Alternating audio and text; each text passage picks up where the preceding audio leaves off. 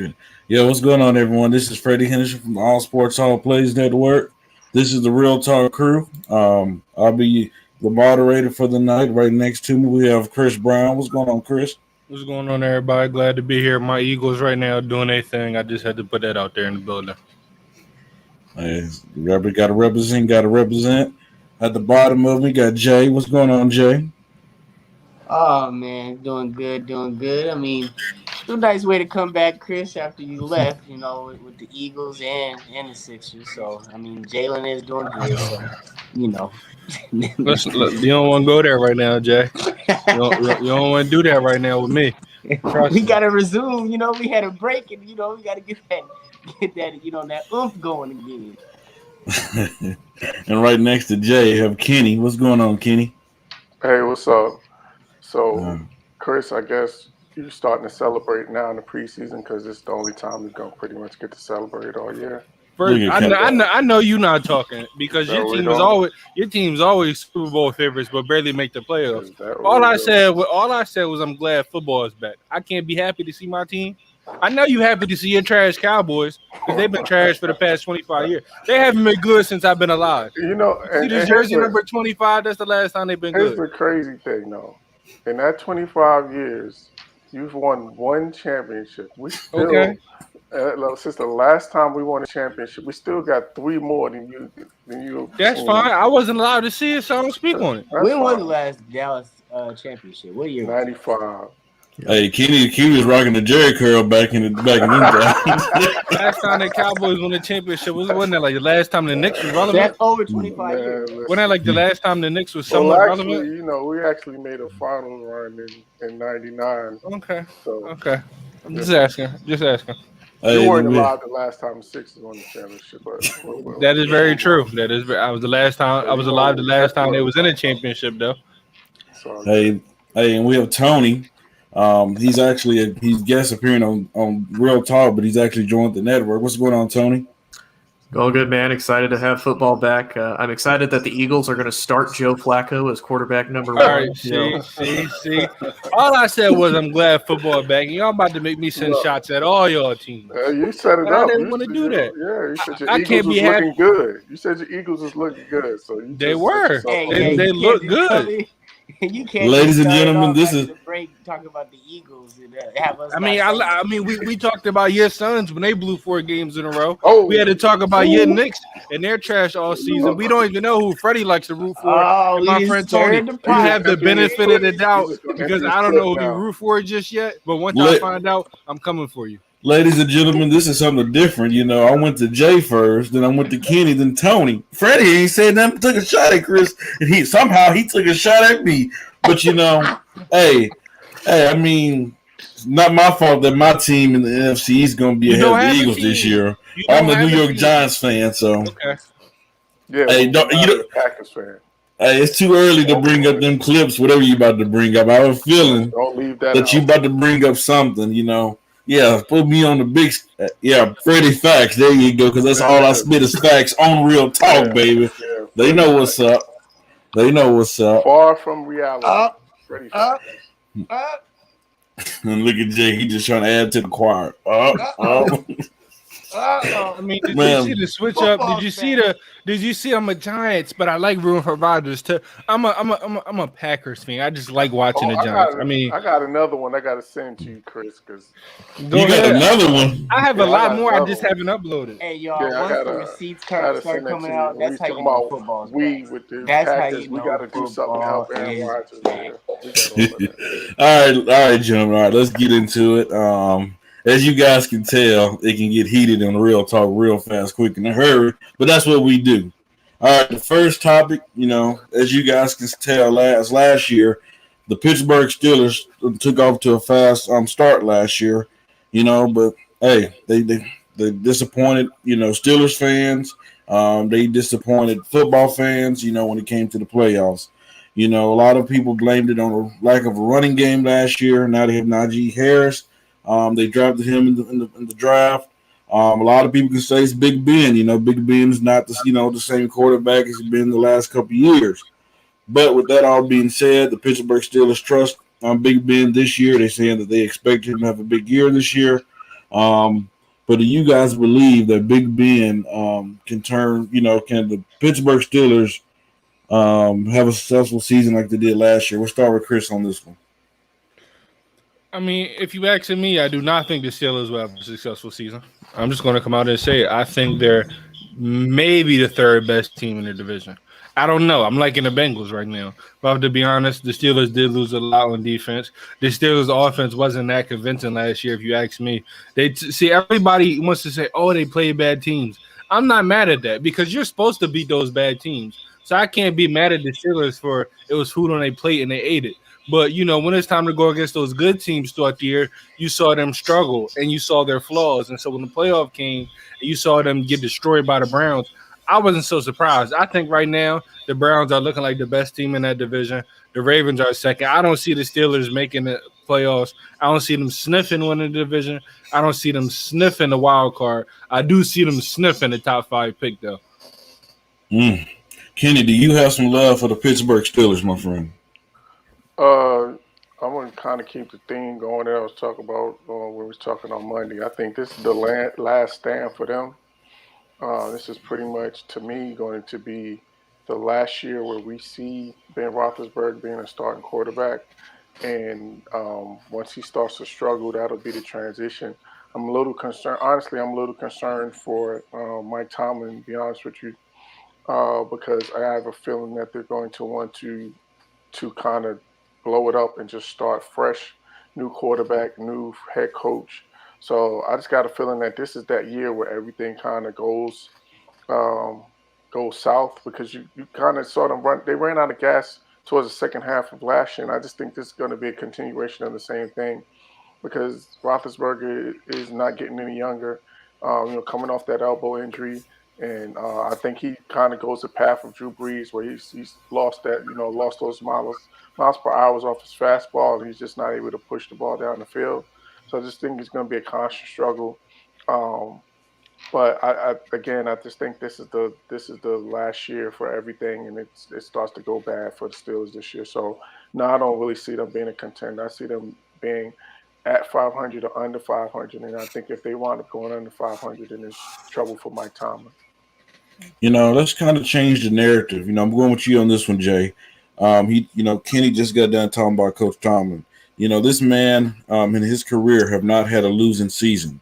Do you believe, to me personally, I have Tomlin right under Bill Belichick. When you talk about coaches in today's game, because this man have not had a losing record. Do you think he can find a way, even with the aging quarterback, to be able to, make this, because we don't care about regular season. We believe they might make it to the playoffs, but make a deep run in the playoffs. It'd be better than the Browns, be better than the when you talking about the Ravens. Do you believe in him? Wait. What did you just say? Repeat that last line about the Browns and the Ravens. What did you say? With having them in the division, do he believe that Mike Tomlin can coach this team with the aging quarterback to beat them this year as well? Okay. I think that's two different questions in itself. Mm-hmm. As far as making a deep playoff run, absolutely not. I don't think if the Steelers were clicking on all cylinders, I would say they'd be able to make a deep playoff run. AFC's gotten really thick. You got Buffalo, you got Kansas City. I mean, there's a few teams that are just primed right now to push for the Super Bowl. So, do I think they'll be able to make a deep playoff run? Might be able to coach him up? No, I don't think they have enough weapons on the team for him to coach up to make that type of playoff run this year.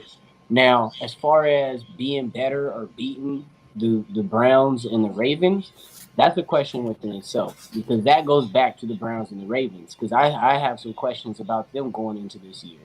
And, really, the Browns, I think they're one of those teeter-totter teams to where it's either they're going to look great and they're going to do well, or they're going to have a hiccup and it's just going to go downhill. They're just one of those teams that are just right on that frigid, that edge. And then as far as the Ravens is concerned, I think they're a one-trick pony when it comes to if Lamar Jackson has injuries, if Lamar Jackson struggles, if Lamar Jackson, you know what I mean? Like everything runs on them. That's their engine. So Pittsburgh, with the help of Cleveland and Baltimore, yeah, they could get coached up and be better than this season. But I mean, if those two engines are rolling, Pittsburgh's the third best team in that division on paper and on that field. Ben Roethlisberger's getting older, and I don't disagree with Kenny one bit. I think that to go off of what you said, Freddie, as far as him not having a losing season, look who he came into. I mean, Ben was the Super Bowl champ his rookie year, and you know what I mean, and went from there. So I think he was kind of birthed into a wonderful situation. I don't take anything from him because he obviously had some situations that he coached well, but I agree with Kenny on the part that I think when Ben's gone, Tom's gone, and a lot of that's just going to be just that getting a new environment in there. All right, Tony. So please tell me that you believe in Pittsburgh, that you believe that Big Ben can take this team further than what Chris said, Kenny and Jay. Hey, I mean, I would love to, but Ben came out earlier in the season and even said, he's really just doing this now because he likes to play the game. He's having fun. I think that really hurts his teammates more than anything. A lot of these guys, as you get older, you lose that ability to play football. A lot of your abilities, and Father Time is never kind to people, with the exception of Tom Brady, who seems Father Time is never going to catch up. Ben's starting to show that Father Time is, and for a lot of these guys, this is their one and only chance to really compete for a championship. And I think with Ben having done that, it's going to hurt a lot of his teammates. He's coming in with 3 of his starters from last year as far as the offensive line goes, all with different teams now. And the only major piece that they added as far as the offense goes is Trey Turner, who was with the Chargers last year, and the Chargers had a decent offensive line, but I really don't think that they can make up for it. As far as Mike Tomlin goes, I think Mike is a great coach. I'd agree with you. I would definitely put him right up there with Bill Belichick as far as the top tier coaches. But I don't think he can outcoach an aging Ben Roethlisberger. And just looking at what at least Dwayne Haskins has offered here in the preseason, I see Dwayne Haskins struggling just as bad as he did with Washington in the regular season last year. So for me, if I'm Pittsburgh, I'm going to try to move forward with what I have as far as TJ Watt, a lot of these core young players, Najee Harris, and go for that top 5 pick to build for the future moving forward. If I'm Mike Tomlin, to save my job and to keep the Steelers' reputation for being a relevant franchise. wait before you go, Jay. Speaking of the Steelers, they just made a trade. I don't know the full details. It just says Steelers just acquired linebacker Joe Scobert from the Jaguars. All right, Jay. No, I was just gonna say, to the notion of what we've been kind of saying, Mason Rudolph has played probably 3 quarters in total in these last 2 games, which is a lot. And a lot of them been with the number ones. So that's a big statement to me. Him to have 3 quarters underneath his belt in the first 2 preseason games, and the first one being the Hall of Fame game at that. So it's a big statement. Me personally, when I look at the Pittsburgh Steelers, they have the defense. We already know that the defense is going to be stout. I believe it's going to be the same way this year. They're going to have a running game, and that's what they was missing last year more than anything, a running game.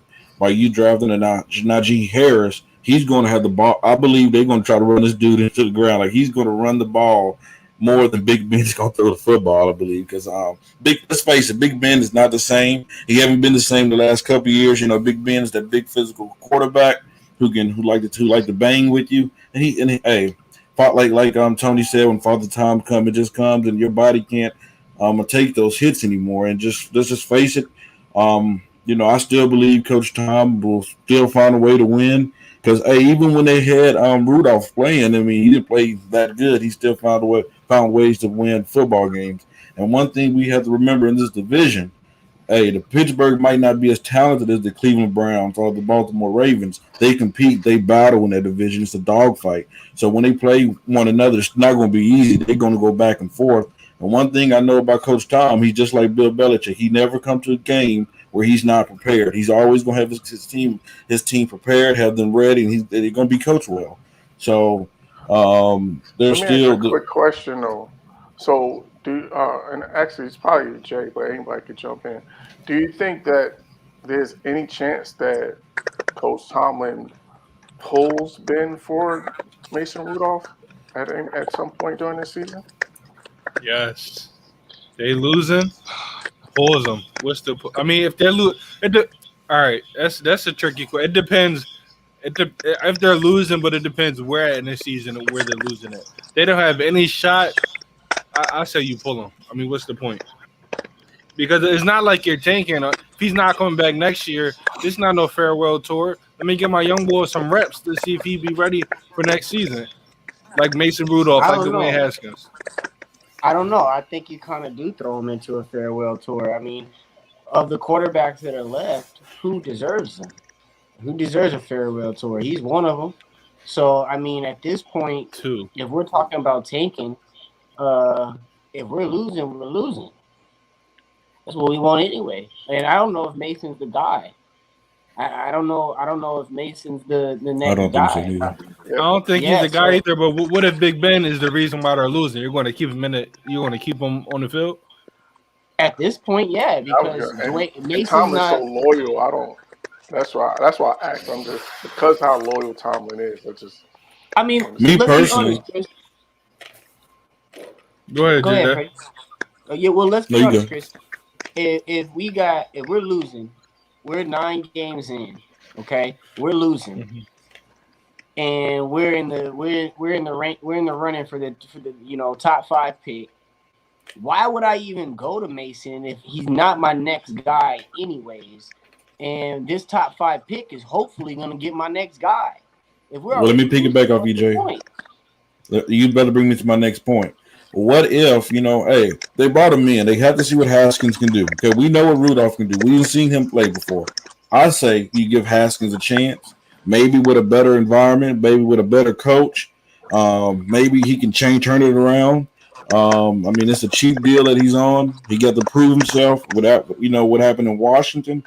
But, at least I would give him a chance over Rudolph because we already know what type of quarterback Rudolph is. We already know what he brings. I just think what to do by Haskins is let's not forget, he's still young. I mean, he's still a young quarterback. When he got drafted, he had high potential, but he just, because of maturity, he's not where he's supposed to be at. And I believe if anybody can turn him around, it's Tomlin, because like I said, when he coach, everybody listens. He's gonna make sure they're coach. I can see that. Yeah, and you probably into that point. If he can't get right under Mike Tomlin, then he can't get right. Exactly. Man, he's probably about done. That's the point. All right, let's move to the next topic. Let's go to the Browns. Last year they had a disappointing season. Odell Beckham Jr., he got hurt. Well, let me rephrase it. They did not have a disappointing season because I was about to say. Yeah, the Cleveland Browns have done something they have not done in a while. They made the playoffs, ladies and gentlemen. What's up, Carver? Hey, guys. And they won in the playoffs. They didn't just make it. They won. Exactly. But, there are some Brown fans that say, well, if OBJ was healthy, we probably went further. My opinion, Baker Mayfield looked better when Odell got hurt. But that's, here or there. But with OBJ coming back, he's coming with, with the mindset that he has something to prove. Do you believe that the Cleveland Browns can take this division? I'm going to go with you, Tony. I mean, I would definitely say so. I mean, I think personally, if you look at it from a statistical perspective, I think the Browns are actually better with OBJ. I look at it kind of how Des Bryant was with the Cowboys when Dak Prescott was first drafted into the league. Odell's about numbers because, Odell's all about building his brand, building who he is. So the big thing is, he's got to be involved in the offense. When he wasn't there, they won 8 games. And in the 23 games that he's played with Cleveland, he's went over 100 yards twice, and he's only got 6 games where he did over 40. And Mayfield went for 13 touchdowns and 2 interceptions because he's not having to throw to Odell. And I think with Odell, just especially with his injury history, I don't know how many people would even put him in their top 10 wide receivers as far as the league goes. They still have Jarvis Landry. They have Austin Hooper. I think David Njoku is even still on the team too. He's still shown that he can be a good tight end when healthy. And, they still have the 2-headed running back monster in Nick Chubb and Kareem Hunt. And according to Pro Football Focus, have one of the best offensive lines in the league. So, really they wouldn't even need OBJ. All they need Baker to do is be a game manager, and then they can pick and choose who they want to run as far as a run game goes. And defensively, they got extremely stout this year to be able to compete with the likes of Patrick Mahomes and Lamar Jackson, both lighting it up in the air and on the ground both. So to me, I would definitely put the Browns actually as the favorite to win the division, even over the Ravens and definitely over the Steelers. It's funny that Tony just mentioned Baker Mayfield. I'm going to go with Carver on this. Baker, when he got drafted a few years ago, we all had high expectations. He was Pump your brakes. Stop saying we all, Freddie. Stop saying. Please stop when you say that. Stop saying. Okay. Well, he had high expectations. Well, he had high expectations from everyone, not me, but everyone. He was supposed to be this big time quarterback. He was, he got drafted high and everything like that. But hey, after having a successful season last year, do you believe Baker Mayfield can take the next step to be into the Josh Allen conversation, the Patrick Mahomes conversation in the AFC? Yeah, so I think Baker Mayfield, for the most part, is limited. And I do think that if the Browns do, are contending late in the season, it's going to be because of their defense and their run game.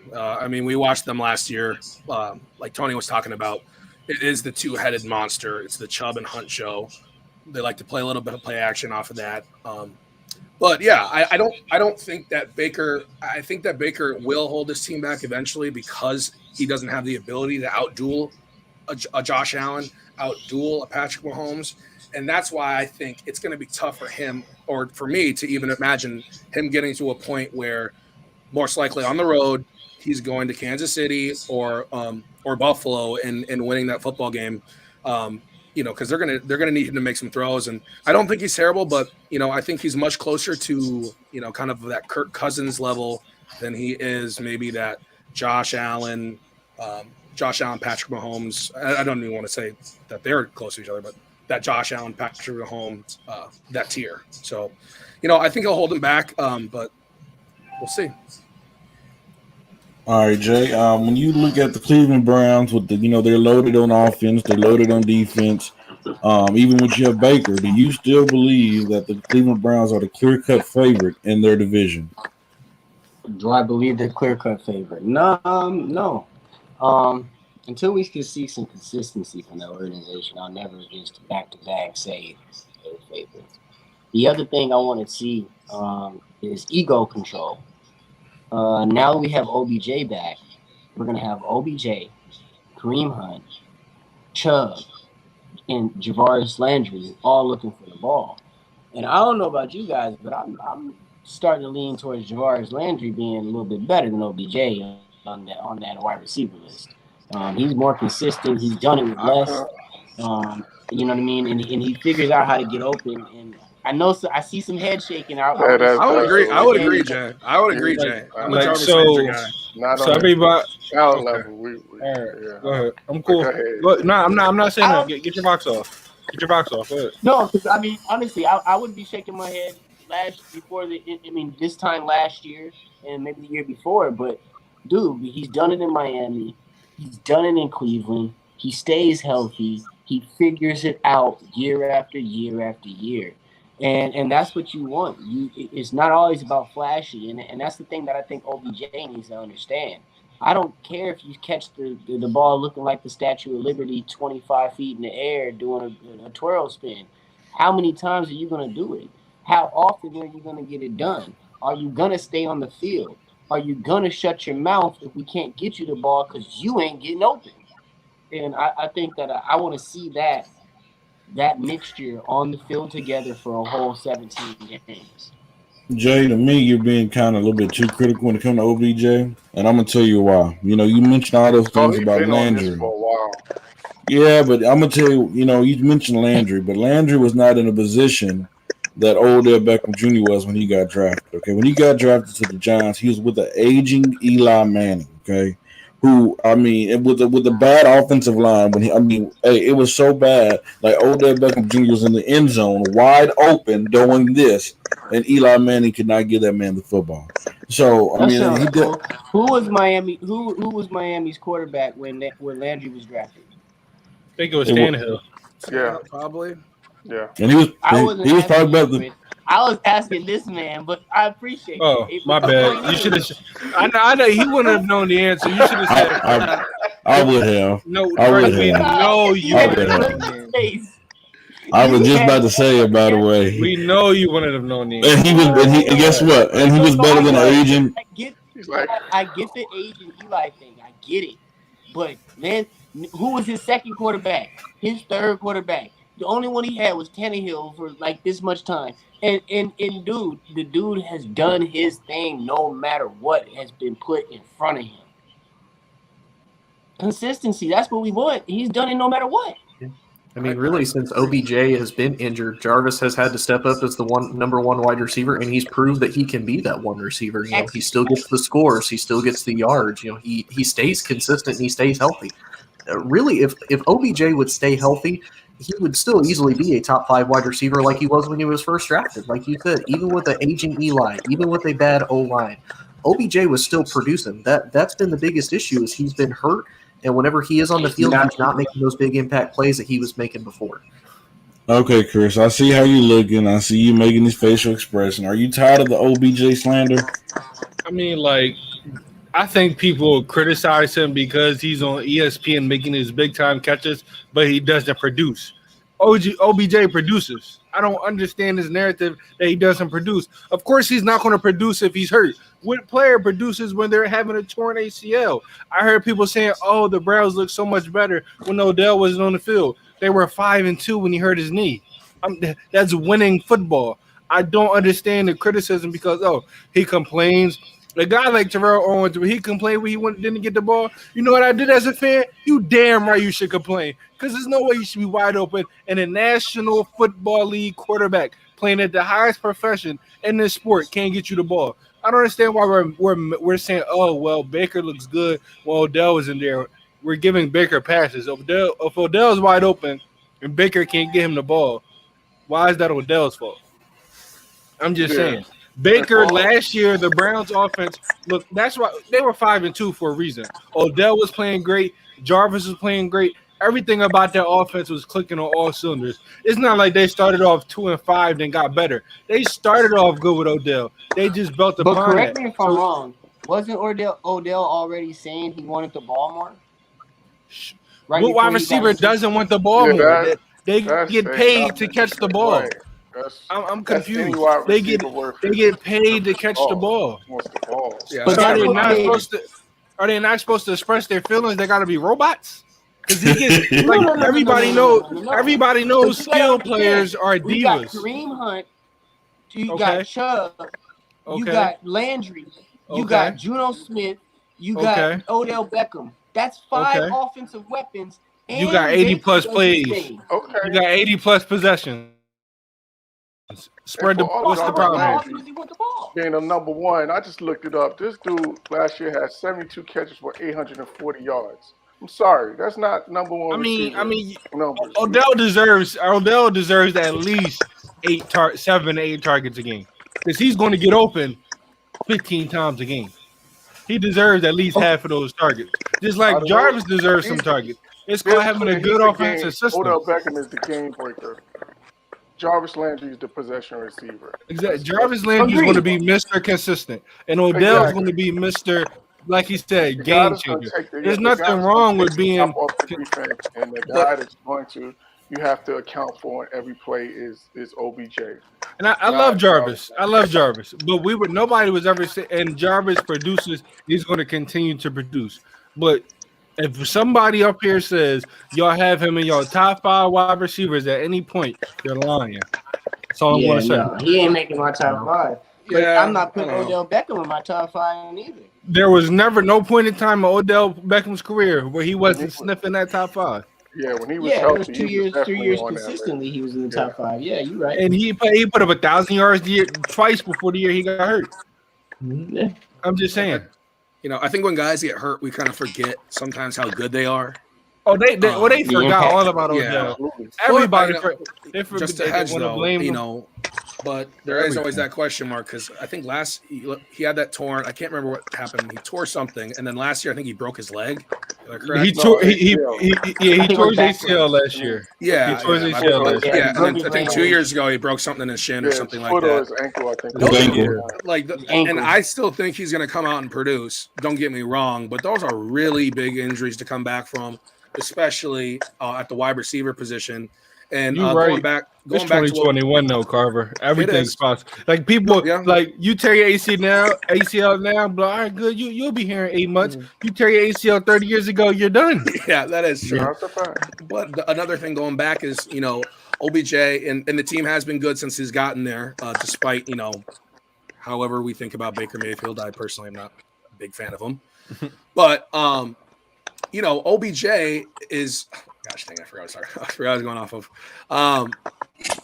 OBJ can get it done. I think he still can get it done. So I'm hoping he can get healthy, and we'll start remembering and hearing his name more. But he needs to produce. He needs to be on the field. Otherwise, this conversation is going to continue. I'll tell you one thing. I think that Baker has to. I think this is the year that Baker Mayfield has to take a step forward in order for them to be that team that's going to be the contenders, that's going to compete with the Buffaloes and compete with the Kansas Cities. Like Baker Mayfield right now, he's the guy that don't lose the game instead of win you the game.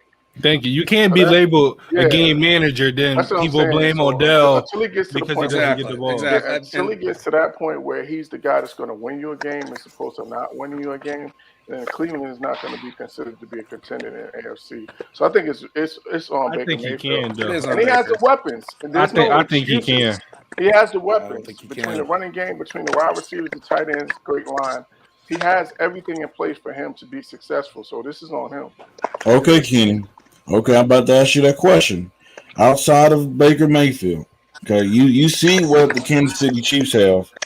Outside of Baker Mayfield, do you believe this Cleveland Browns, defensively and offensively, have what it takes to beat the Kansas City Chiefs? No, I don't think they. Again, because I still have to see Baker Mayfield do that, play on that level of a Mahomes, play on that level of a Josh Allen. To say that defensively, I think definitely, and on paper, again, they have everything that they need to be able to compete with them. I'm just not sold on Baker Mayfield being that guy, and until he proves that to me, I can't say that they're going to beat the Kansas Cities or the Buffaloes of the AFC. Yeah, if we have one of them old school Peyton Manning, Tom Brady shootouts.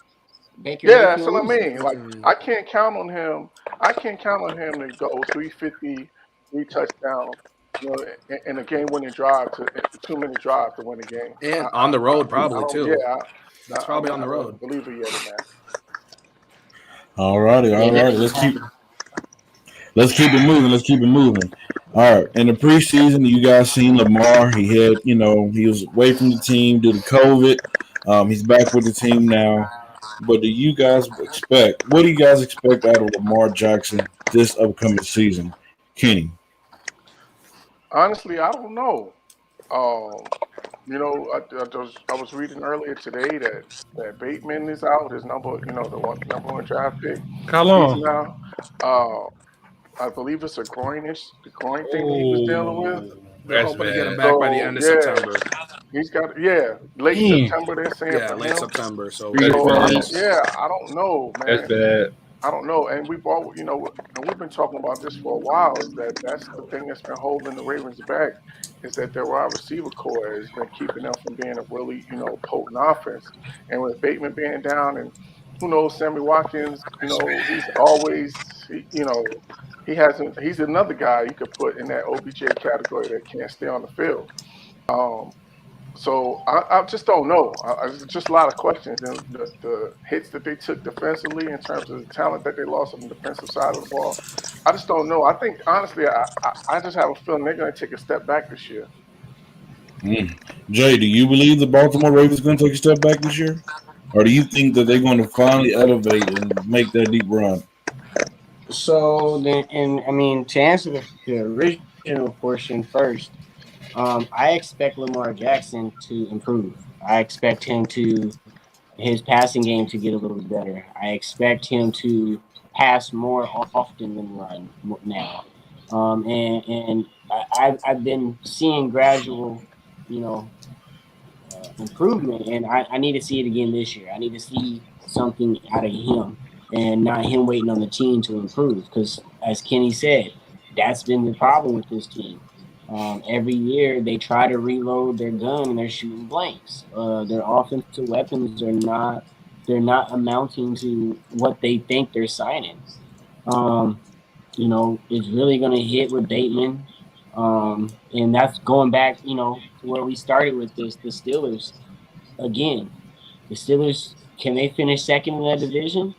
If it's starting out where the Ravens don't look like they have that formula. So again, this all falls on how Lamar comes out. I need him to improve. He can't. We don't want to fall back into that running mentality he had, because we know what the cap is on that. We reached the cap on that. So I need to see some improvement from the passing game specifically. Okay. All right, Chris. Jay, he said he need to see some improvement. But to you, I still believe Lamar's still looking for that big payday. What do he have to do this year to prove to the Baltimore Ravens that he's deserving of the payday around maybe like a Patrick Mahomes, or a big payday for him, the next big payday? I mean, he did everything he's supposed to. I mean, yes, you got to win. He won a playoff game last year. Yes, he has to win more. But with all the tools he's been surrounded with, he did everything he's supposed to. His rookie year, I didn't expect him to be so great. Now, the year there was like 14-2. Okay, you folded against Tennessee, but if anybody knows anything about football, you knew that was going to be a tight game. Last year, things happened. You lost to Buffalo. Again, if anybody knows anything about football, you knew what Buffalo was before the season started. I don't think he has to prove that much. You won MVP. You have a whole bunch of passing touchdowns. The Ravens are holding themselves and Lamar back. Lamar is doing everything he possibly can with the wide receivers he's been getting and the play calling that's been called. It's the Ravens that's holding their team back and Lamar back. And now that I heard the Bateman's out, the Ravens are going to fall back into their old habits and run the ball. Because like Kenny said, you can't expect Sammy Watkins to be there all 17 games. That's just not him anymore. He is a very good wide receiver when he's healthy, but who knows when he's healthy. And if you lose in Bateman for the first couple of games, this team's going to be in run-heavy mode. So if they're in run-heavy mode, everybody want to say, oh, we're not seeing Lamar pass, like Lamar is going and calling the plays.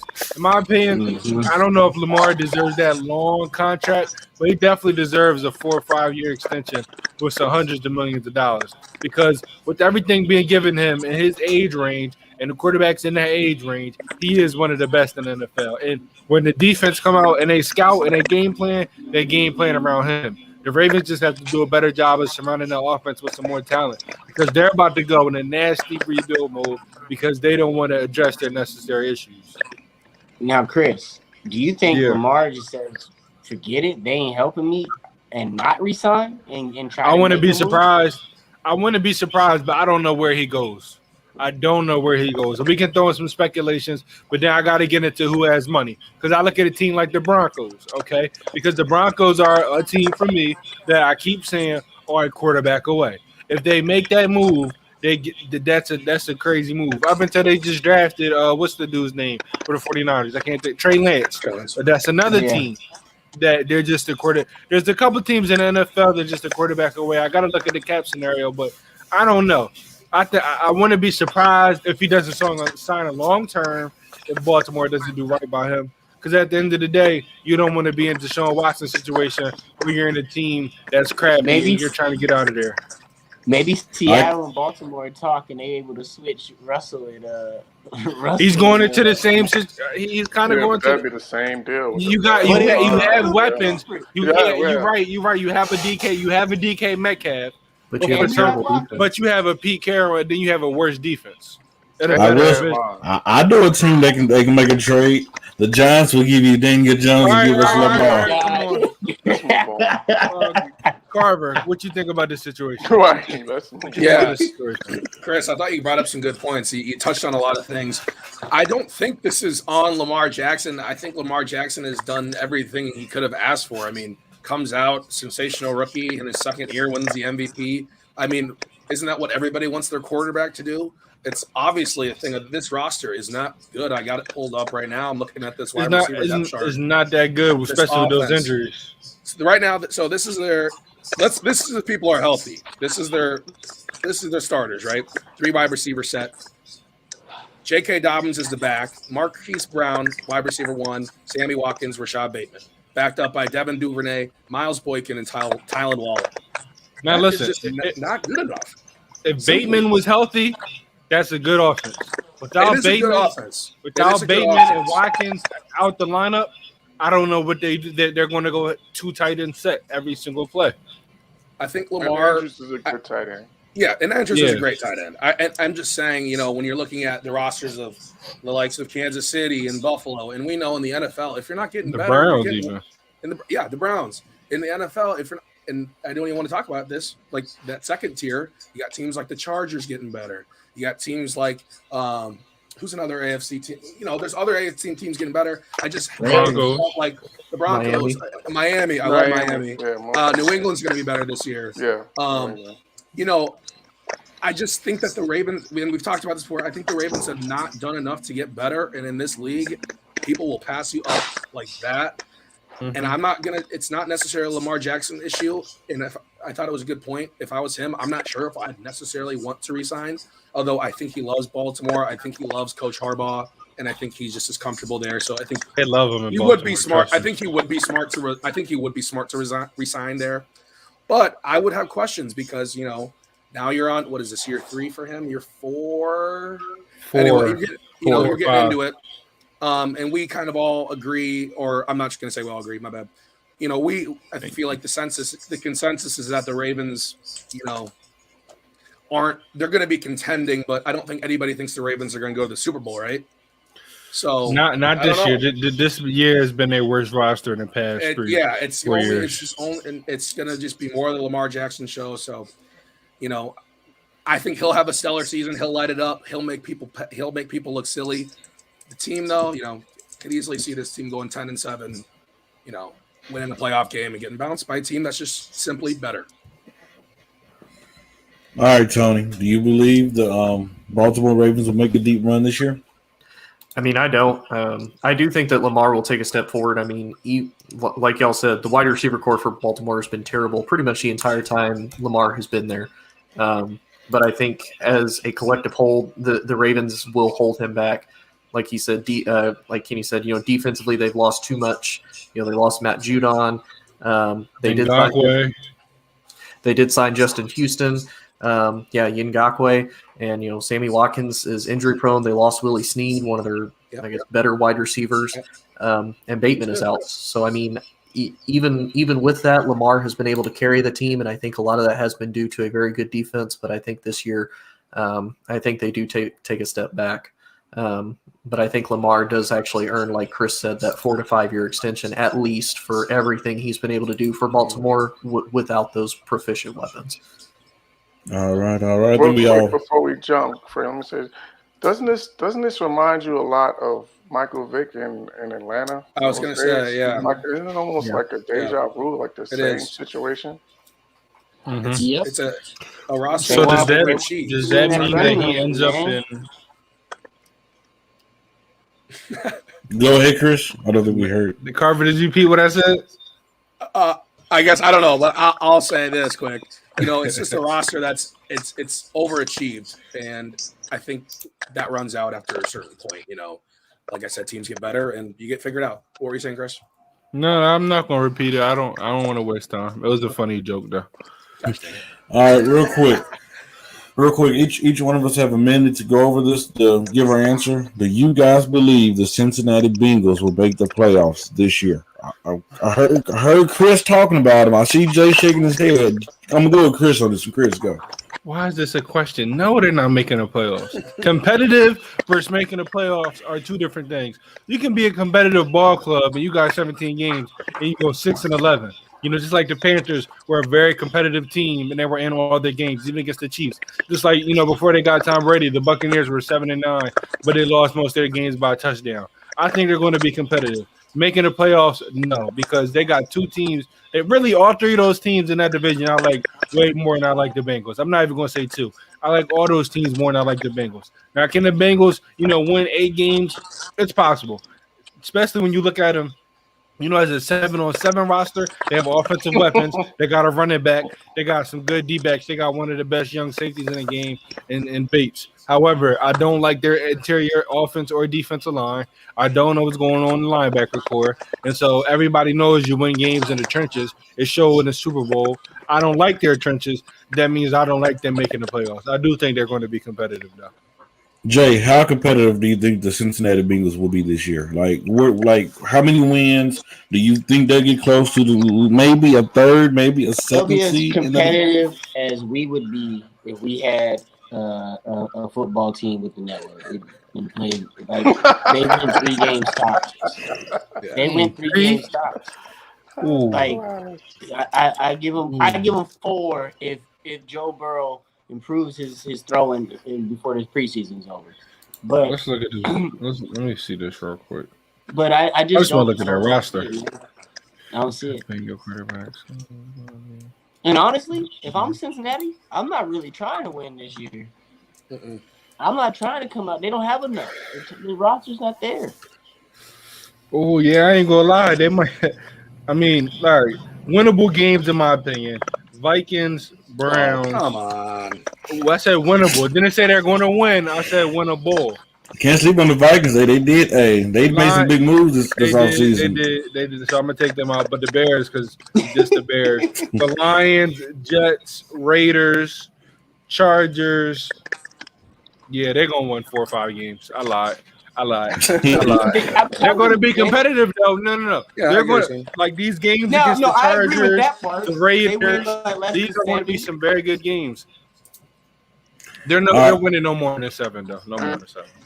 Tony, do you see them winning more than 7? Where do you have them in your predictions? No, I don't. I think 7 is their max. I have them winning about 5 to 6, maybe. I think with Joe Burrow, Jamar Chase, that connection from LSU is still going to be there. They already got the chemistry. T. Higgins is solid. Tyler Boyd showed that he can step up for them as a receiver and give them at least a solid, 2 or 3 if Jamar Chase is the number 1. Joe Mixon is still solid. Like Chris said, though, I don't trust the offensive line. That's shaky. Their defensive line, really the only good addition to me that they added was Trey Henderson from the Saints. And he came from a very good defense, and they have a good young safety. But other than that, I give them six wins, but 7 at the absolute max. Kenny, they get any love from you? Let's just start by keeping Joe Burrow upright for the season. I think that's what it is. Yep. Let's start there. Like in terms of them being anything other than a winning season, that's not happening. So I think that they're taking. I think they're trying to build a culture here, and they're trying to build a roster here. So they got their 3. It seems like now they have their 3-headed. Their 3 amigos, or the 3. Between Joe Mixon, Burrow, and the wide receivers, and they just give me that quick chase. So I think that's they're starting there. Then I think the next thing is to work on the offensive line. So I just think they're trying to build the right way. I gotta say this though, if Zach Taylor doesn't win 7 games, he's getting fired. 6 games is not going to cut it. I think so too. He got to win 7. Yeah. But to me though, then you're just doing the same thing that you've always done. It's just kind of not giving. But he's a trash coach though. So if you're not getting any better in the locker room, if you're not getting better culture wise, locker room or on the field, why are you still employed? I get your point. I'm just saying that this is what his second year. Third, going into third. He's just gotten his quarterback, and his quarterback didn't even make it through the season. This is potentially going to be his first full season as a quarterback. You're just bringing in, a wide receiver, and you're just putting these pieces together to expect him now to with all these other questions, and now he's supposed to just take this giant step forward. I think that's a lot to ask. I think. And we just sat here games, I think 2 more wins, not that much. Right direction. I agree, Kenny, because we just sat here and talked about 3 teams in their division that are possibly playoff bound. There's no way. Hard. Yeah. All right. Hey, ladies and gentlemen, that's the end for the NFL topics for the night. We're about to get into the NBA. As you guys know, we discussed it Monday. There was a lot of moves in the free agency. Hey, the Dallas Mavericks locked up their star Luka Doncic to a big contract, $207 million. You talking about get paid. So, but the question, hey, let's be honest. They supposed to have Kristaps Porzingis to be the co-star due to Luka, but he came out after the playoffs complaining about he thought that Luka had the ball in his hands too much. He wasn't involved in the offense. He was too much of a spot-up shooter.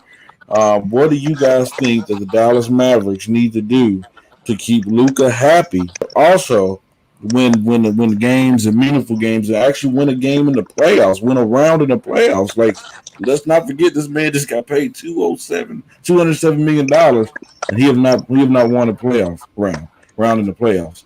We'll go Kenny on this one. I think it's really simple. That they have to get a side. He needs a sidekick. He needs that second star.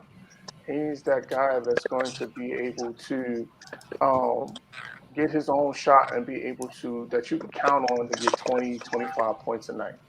That's really what he needs. Like, and that's no disrespect to Porzingis. Like, to me, they have a bunch of like threes.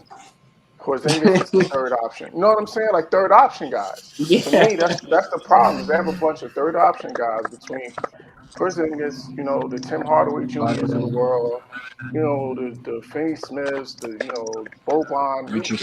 These are not guys that are going to be able to carry you. If Luka has an off night, who can you look to step up and carry the load for them? And I think that's what the problem is. And it's surprising to me. Yeah, and that leads me to my next point. That's what's so surprising to me is that, Dallas, that's a great city, good weather, no state income tax, it's a metropolitan area. So you would think that they would be able to, lure a free agent, and they haven't been able to lure a free agent in all of this time. Mark Cuban owning the team, great owner, guy that's known to taking care of his players. They have not been able to lure a co-star. Even before Luka, they couldn't get a co-star really for Dirk. Dirk, the one championship he won, he pretty much won by himself with a bunch of role players.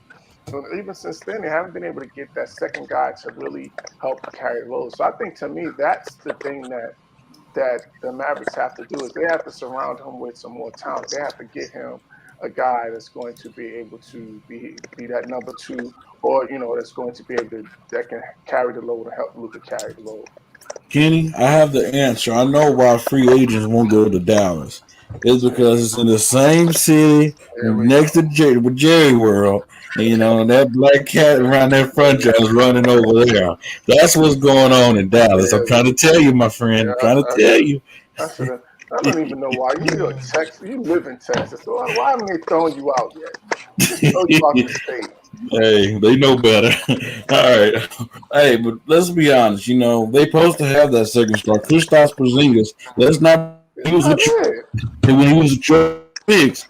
7'3" dude who shoot the ball, shoot like crazy. We thought he was going to be. They called him the unicorn. They thought. Hey, but injuries have a lot to do with it. But let's not forget, he was healthy in this playoffs. People tend to forget that he was healthy. I don't know if it was a Rick. He was sitting out there by the 3-point line. And I don't know if that's a Rick. Waiting for the ball, like he never took the initiative or to try to really force his will on the game. But I don't know if that's a Rick Carlisle fault or is that a Luka fault We'll see. Now with Jason Kidd, we'll see maybe if he can figure out a way to, integrate KP more into the offense. But to me, I think he's got to become more aggressive and he's got to play closer to the basket. Like he's got to start working on that elbow, getting the ball there in that mid post and start making things happen. Like you can't just drift on the perimeter and trip at the 3-point line and just be that stretch 4, stretch 5. All right, Kenny. Not Kenny. Chris, you already know when you become that superstar player like Luka have, when you come year after year going playoffs but losing, they started to feel like they need to make a move. They feel like they need to go somewhere where they can finally get over the hump. But what does the Dallas Mavericks have to do to prevent Luka from leaving? Simple. Do your job. Bring in players. I mean, it's not rocket science. Like, you signed Reggie Bullock to one of the worst contracts. I'm sorry, Kenny, but I told you he was a bum when he was on your team. Let me not say bum. He's in NBA, but compare to the who got contracts similar at his position, and if people are talking about him like he's one of the best 3-and-D guys in the league. I'm sorry. He's a decent player, a role player, a solid bench player. I don't know. He shouldn't be a starting 2-guard, in my opinion, if you want to be a championship team. I don't think he's better than KCP. I'd rather have KCP than Reggie Bullock. He ain't even better than Hardaway, in my opinion. Not even close. Hardaway's a bucket. But for me, like, I know y'all talking about Kristaps Porzingis, and he did have a terrible postseason, but when I remember him healthy last year, how he dominated, when he came back off his injuries, he had time to really rest and heal, and he came back in the bubble and was dominant. That's the Kristaps Porzingis that I know. That's the Kristaps Porzingis that the Mavs expected to have. He dominated the 8 games, and he was dominating the playoffs, and I'm not going to say but I know I was about to put money on them to beat the Clippers, which they were, if he didn't tear his meniscus, because he was killing them. He was killing them, giving them 25 points on 52% from 3, shooting like 6-7 threes a night. Now, I know he can be dominant inside the 3-point line, at the elbow, on the block, because I've seen him do it. I think when you're that tall and you get an injury, especially when you can shoot, and you get a knee injury, you get so accustomed just standing back and shooting. And I feel like they just built the offense to just allow him to do that. Hopefully with Jason Kidd, he understands what Kristaps Porzingis can be, because it's not like he never showed it. It's not like he hasn't been averaging 20-plus points, shooting 38% from the three-point line, with like 7 threes attempts. It's not like he's not been getting to the free throw line. He's been doing all that. So if I'm the Mavericks and I'm this coaching staff, I'm putting the emphasis on making sure, one, he's healthy. So if you got to do load management, you do load management. I don't care if your player is never 100%. You make sure he's close to 100% when he can play. 2, you got to put him in the offense more, because Kristaps Porzingis can't score 25. Tim Hardaway Jr. is probably going to be a 6-man. Somebody else on that bench needs to step up. Whether that's Jalen Brunson, whether that's Burke, but they need another ball handler off the bench. I don't like the signing of Bullock. I said that. They need some more guards that can create their own shot. But right now, Luka's going to be able to carry them to a top 6 seed. Because in my opinion, he's better than a lot of point guard. He's second best point guard in the game, in my opinion. He's going to be able to carry them to a top 6 seed. But if Porzingis not being Porzingis, it's going to be tough. Chris, let me hear you say that one more time. Did you say Luka is a top 2? I've been saying this for months. Yeah. I don't know why that's like surprising. It's Dame, Luka, Steph. I've been saying this for months. Like, I don't know why it's a shocker to you. Chris, they all had the same roster. 2 of them made the playoffs. One of them had 2 chances and didn't do it. Jay, this man's not showing you the CP3. Do you hear this man? I'm putting Luka above CP3. Come on, you tell me right now, what point guard would I rather have right now, Luka or CP3? Picking Luka 100 times out of 100. There's no disrespect to CP3. I love CP3.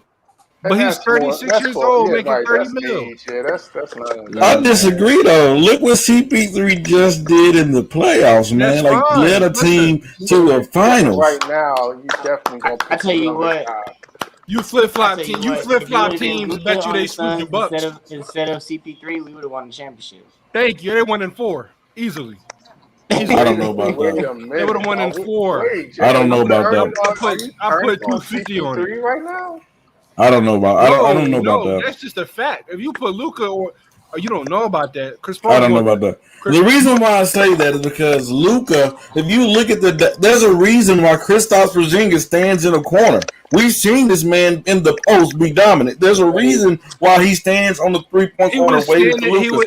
First of all, he was in the paint before he got injured. What are we like? You act like what happens in the playoffs? What happened? Like he never. That was on him. They had already adapted. They already changed. Exactly, and they changed. Nobody's when Kevin Love adapted to the corner role after he was so dominant with Minnesota at times during the season. That's just why did he adapt to the 3-point line? Because he knew LeBron just just like Luka wants the ball in their hand, and they have to. Luka was begging for somebody else to help him. Basic basketball. Exactly. He was begging for somebody on the 3-point line to get open. Okay. No, if you got this is why I don't talk. This is why I don't talk sports to you because you skip Bayless. Did you see the same? Did you see the same thing that I seen? Actually, I saw when Luka was not on the court. Kristaps Porzingis was not doing his job. That's not Luka's fault. They were all watching. And when Luka wasn't on the court, that was time for Kristaps Porzingis, the Kristaps that I saw during the regular season and in the bubble last year, be dominant. I ain't see that, so I'm not blaming Luka if Luka wasn't on the court and he's still doing the same thing. Hey, how was that Luka for? Now, I'm gonna go on mine. I think if I'm Dallas, just like you guys have said so far, they haven't made a huge free agent signing that we, in the notable recent future or past that we can think about. So if I'm Dallas, what I'm going to do right now is Kristaps and Luka don't like each other. I know Luka's my franchise guy. I'm about to package Kristaps and maybe Richardson or somebody. And he's already out of here. Richardson's already gone. Oh yeah, he did leave. But package Kristaps as somebody and go get somebody because Luka needs something. And right now, there's no one out here that can guard this man. There's no one out here that can shut this man down. Give him a sidekick and let him rip. This is the time to do it. That's what I'm doing. Tony. Okay, so we know that we need free agents. We know we need, a co-star beside Luka. But who do you think that player can be? Who do you think to come in there and help that franchise make their star happy and also win some games in the playoffs? Honestly, I wouldn't even leave it to one person. I have two names that immediately pop into my head that aren't necessarily unhappy with their franchises, but I think if they were to get out of those and go to Dallas, I think the Mavericks would honestly have that Jerry Jones effect of, hey, everybody want to come there and play to be a star. To me, if I'm the Mavs, you go get Dame out of Portland and you go get Zion out of New Orleans. I can see the Zion. Dame is tough. I can see the Zion in the future, though.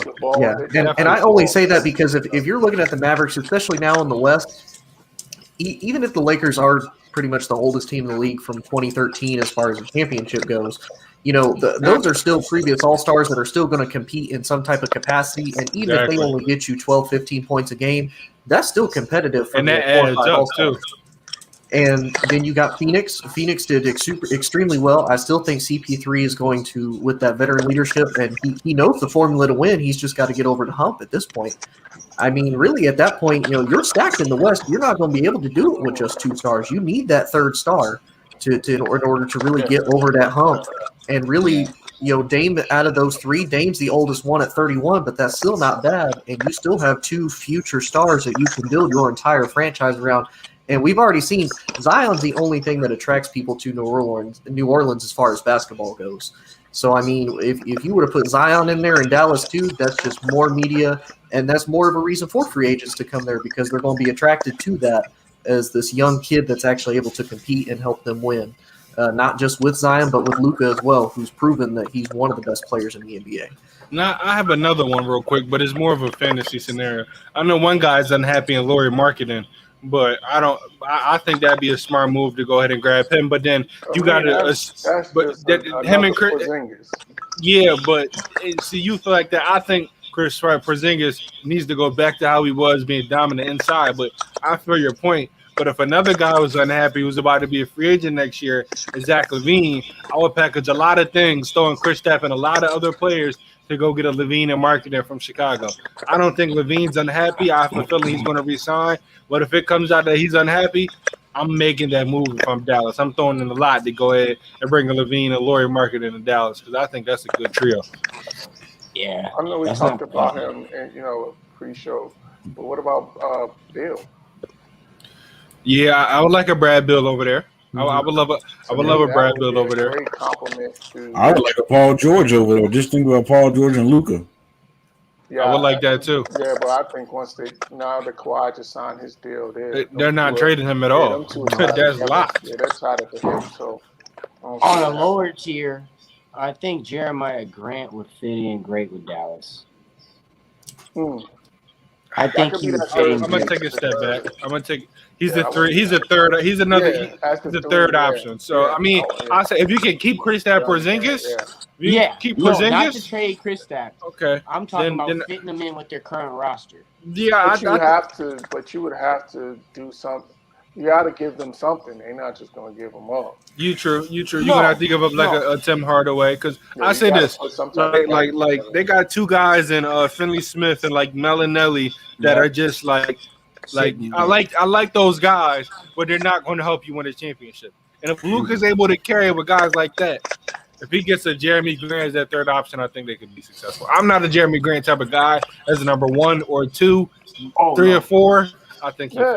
Three. Okay, listen to this scenario. I mean, don't overreact too soon. I know it's gonna sound crazy, but just listen. Okay. So he had this problem because he wasn't getting the ball. He wasn't getting those shots. Just think about it. The Washington Wizards traded Kyle Kuzma for Kristaps swap him.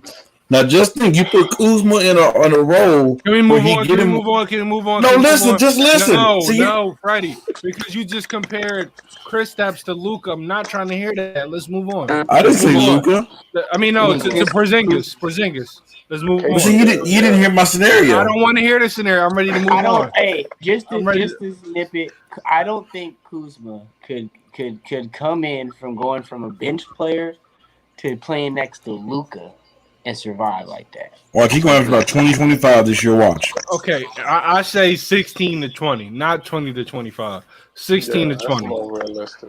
Because you got Spencer Dinwiddie over there, so he's going to give you the same amount, and Bill's going to. Can we move on now? All right, well, just stay upset because I'm about to go down your lane right now, Mr. Philadelphia. All right. I can't get upset about that. Oh, but you can. All right, now listen, there's reports going around that Ben Simmons have cut all ties with Philadelphia. He haven't talked to them. By the way, I just want to let you know that's Cat, but go ahead. Okay, well, speak on it. Maxie just said him and Ben was just talking. Well, I'm talking about the organization. Reports, no, because the reports already cut off everybody, including players. Well, Maxie just said he was just talking to him. So okay, I well, want to let you know that's Cat. Okay, well, there's a lot of speculations about trades, people teams interested in him that he wants out. Where do you see the Philadelphia 76ers doing with Ben Simmons? Do you think he'll be there by training camp, or do you think he'll be in another uniform? Who are you talking to? Hey, Chris, that's your team. I mean, who knows at this point? If we being real, who really knows? The outside world thinks they know their value, but deep down, we don't know what a team – because we think players' value could be here, and then there's really right there. We think player value could be down here and could be up there.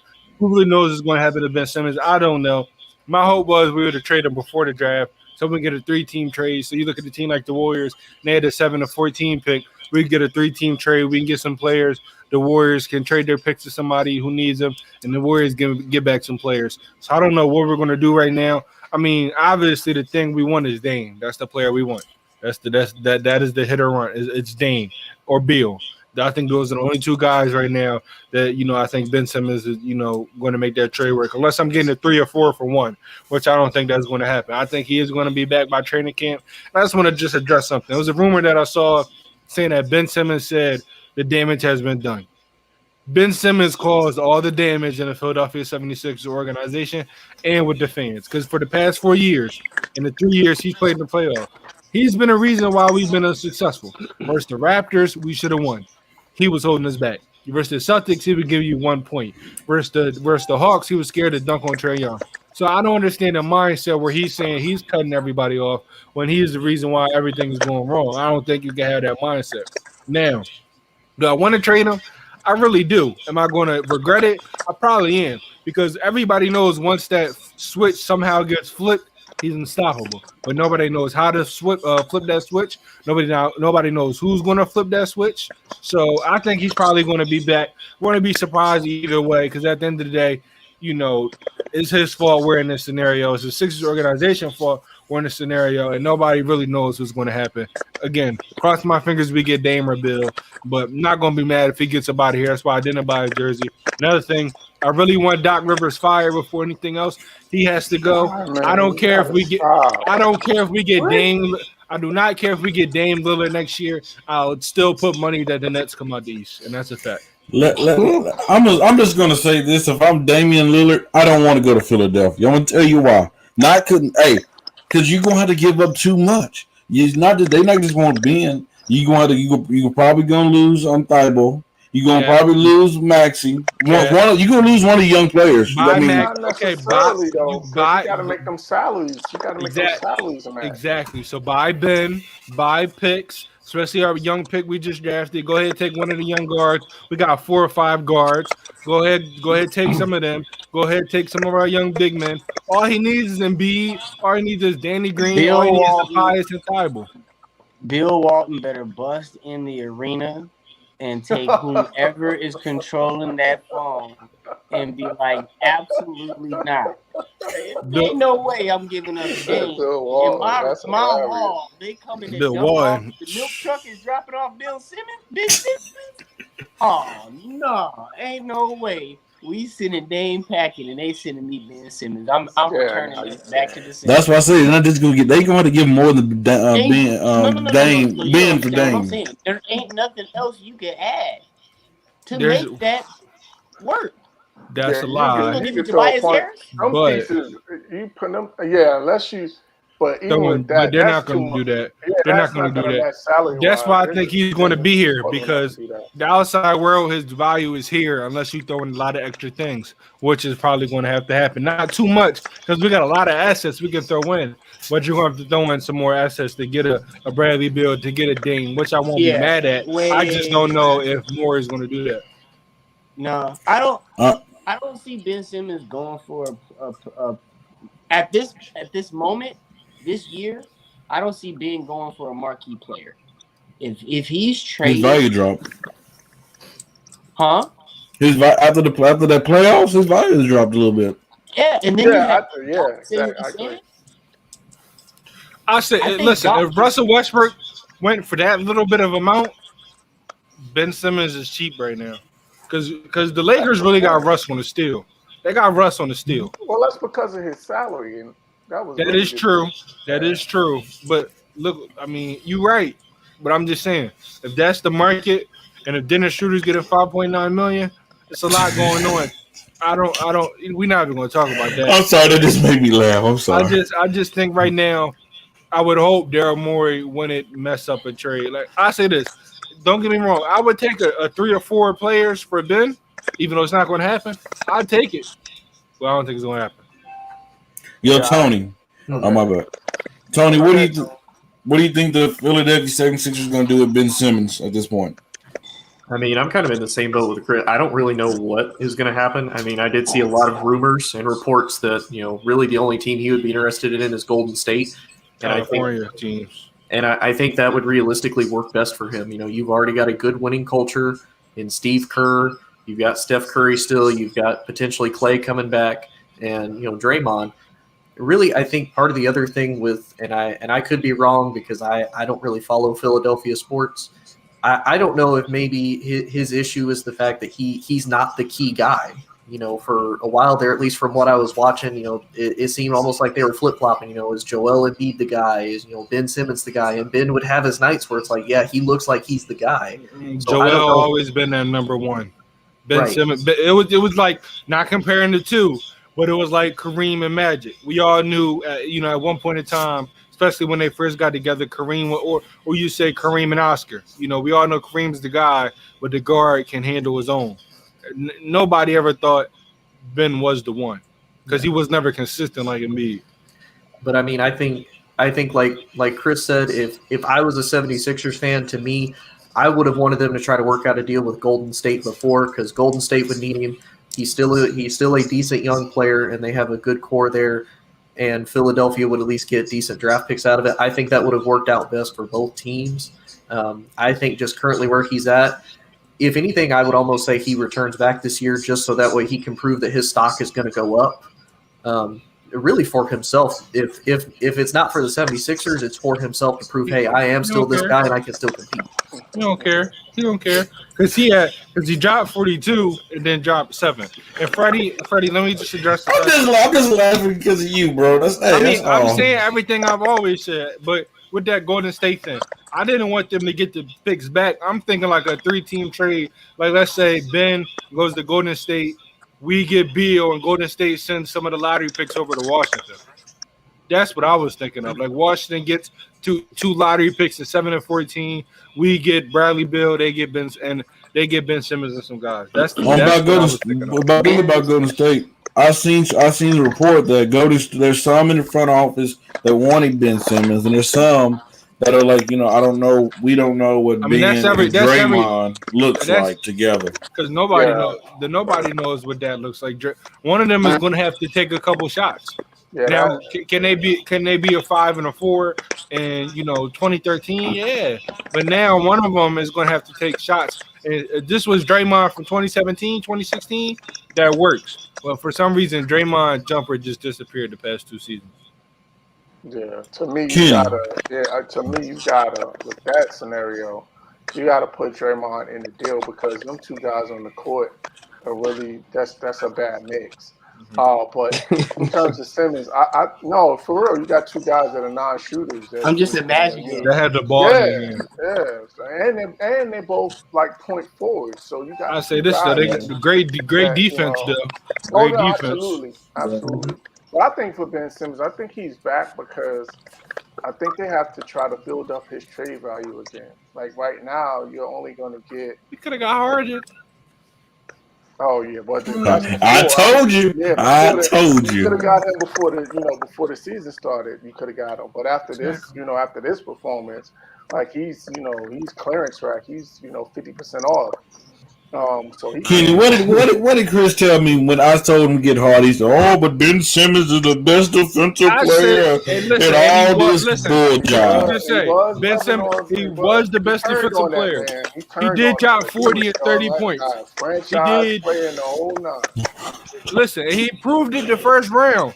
He proved it against Washington. Then all of a sudden, he disappeared. I don't regret what I said. One more thing, real quick. So. Okay.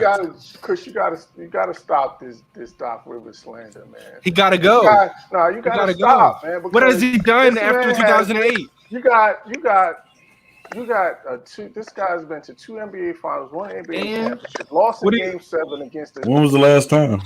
What has he done since 2010? Went to the Clippers, who was a joke of a franchise, and they became a perennial playoff team under his watch. Blew multiple 3-1 leads.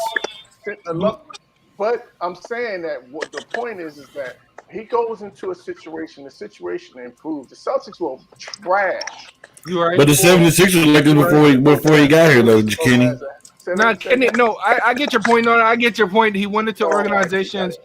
He went into organizations that were trash. That's fine. But if you're not winning, that's a tease. If you're not gonna win, I mean, like, so we going to celebrate 2nd round appearances. That's what. No, I'm just. But they were never in the playoffs. He's not a.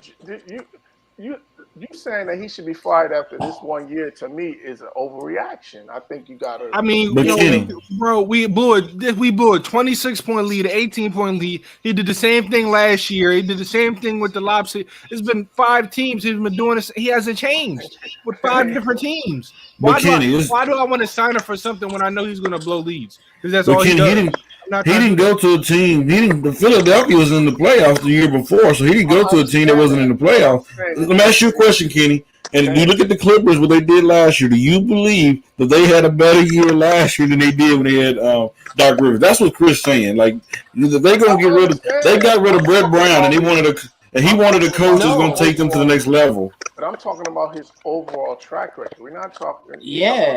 His overall track record is bad. No. Performing in the playoffs. Okay. Wait. Listen. I agree with Chris on this one. The Clips and the Sixers. Okay, he made them relevant. Look. Playoffs for the last 8 or 9 years straight. So they weren't all championship level teams that never made it to the conference finals? Are we sure? No, the Clippers were championship level teams. Maybe Clippers I'll give you did the make last the year. conference I'll give finals. you last year with the Clippers. With who? With Doc? I'll give you that. Yes, Clippers did make it to the conference finals with Doc. How much money we bet? No, they didn't. How much money we bet? No, I'm saying that I will give you last year with the Clippers, that they were a championship level team because everybody thought that he was going to be it was going to be a Lakers and a Clippers conference finals. So I'll give you that. You mean to tell me Lob City they weren't a championship team during those Golden State runs? That's the same time. No, they were a championship before them Golden State. No, I'm talking about 20. Because matter of fact, Mark Jackson got fired the year that the Clippers beat them in the second round. And they were beating them the 2 years before that when Lob City was still like that, but they was blowing leads in the playoffs to the Rockets. They was blowing leads in the playoffs to the Grizzlies and all them, to the Thunder. And Jay, how much money you bet? Because the Clippers never went to the conference finals with Doc Rivers. Say the year. So he just said that Mark got fired after what happened? Oh, after they lost to the Clippers that year in the playoffs. 2014. In the second round. First round. Went 7. Yeah, it might have been the first round. Yeah. First round went 7. The Clippers. This is the first year the Clippers went the furthest. This is the first year ever. No, that's understood. But Then Kenny, they lost to the Thunder, and the Thunder lost to the Spurs. Kenny, all Chris is saying is from 2010 on. Yes, he turned the Clippers into a playoff team, but they never went over the hump. He turned into a playoff team, but when they were a playoff team, what did they really accomplish? When they were held to that standard, what did they really accomplish? But now you go to a team in Philadelphia, they got 2 young players, 2 stars, that already been to the playoffs. So now Chris is expecting first seed that lost three games at home. That's not fine. I'm okay with that. But you can't say he wants them to get to a higher standard. But you can't sit here and tell me that after losing in the second round in the playoffs, I want him fired, and I want Sam Cassell to. Look who's talking. Didn't you Monday complaining about your New York Knicks not getting? That's not even close to. That's different. Listen, first seed. This is what I'm gonna say. First seed, you lost 3 games at home. That's coaching, and you blew leads every single one. That's coaching. That's coaching. He did it every year for the past 10 years. Is it all coaching? Like it's blowing a 26-point lead. It's amazing to me. The coach ain't missing them shots. The coach ain't turning the ball over. The coach is keeping the bench in. No, but it's the coach's job to make the adjustments, though. But remember, you can make all the adjustments that you want. He never made. Doc Rivers never made one adjustment. Doc Rivers doesn't make adjustments. You can make all the adjustments that you want. At the end of the day, if the players have. But Doc never made an adjustment, though, Kenny. That's what I'm saying. Like he never made an adjustment for us to have that argument. And I love that argument because players have to play, but he never made adjustments. But Ben was broken down. They couldn't take him out the game because we were up 26-18 in back-to-back games. Hey, check this out. Tobias is getting paid $37 million and playing 35 minutes. Hey, and Doc Rivers did make a mistake in that Hawks series. Let's not forget when they took Ben out the game because Ben he was playing great defense. He wasn't scoring. He wasn't on his free throws. But when some of them games that he took them out, they lost the lead because they had Ben Simmons on the court on the bench. Let's not forget. No, Freddie, I'm not. That's a terrible point. That's not true. That's coaching. It's a great point because Doc couldn't take Ben out the game. Even though he wasn't being productive offensively, he needed his defense in the game. He was stuck. There wasn't a lot of places for him to move. That's my point. What adjustment that he was going to make that was going to change the tide of that series? So when we're up, look, who was on that bench that you said was going to change the fortune of this series? Can I go? When we're up 26. Why isn't the guy he named our closer in the game to help close the game? We're up, and the league goes from 26 to 20 to 18 to 16. Who's your closer? In Doc Rivers' words, he called Tobias Harris, Mr. $37 million, our closer. Out of the coach's mouth, he said, "This is our closer." Hey, you know what, Chris? He just pumping them up. That's all. Out of the coach's mouth. So why don't you put him in the game? I didn't realize how bad of a situation y'all was in Philadelphia. We just got to move. We weren't in a bad situation. We were the first seed that lost 3 games at home because of the coach. All right, gentlemen, let's keep it moving. I mean, it's like losing 4 games in a row. In the final, it's the same thing. Let's keep it moving, Jim. I think this next topic's about to get heated as well. We about to go to Arizona. We about to go down Phoenix. John Wall is the second highest player in the NBA. I just had to say that. Have he got a team yet? Is John Wall still a free agent? No, he was never a free agent. He's still on contract. Okay. $44 million. Saved him. Okay. Jay, did you think Phoenix made a mistake by giving CP3 the bag? Absolutely not. There's a few different reasons why we have CP3 here. It's not just basketball, or on the court basketball, I should say. But he's bringing a different ambiance to the organization, from the front office all the way down into the court. You know what I mean? The type of veteran leadership that CP3 brings, Booker needs this. McCall needs this. Ayton needs this. Our core is young. We need someone on the court that's going to be able to do that. And why not have the point guard? Someone on the court that provides that leadership, but also can perform at tip-top capacity and push your team. And I don't think people take into account what Chris Paul really brings to a basketball team. Not just what they see on the basketball court, but all around in every facet of the basketball organization. So, no, perfect signing. It was 2 years guaranteed. The other 2 years are options, both player and team options on different sides. So 2-year guaranteed. Let this dude do his thing. He deserves the bag anyways. And go from there, man. CP3 is a miniature pit bull. This dude is one of the greatest point guards to play the game. CP3 is a great leader. CP3 got the best out of DeAndre Ayton. Hey, that's facts. DeAndre Ayton made Devin Booker better, okay? Devin Booker came in here with Monty Williams and helped change his culture.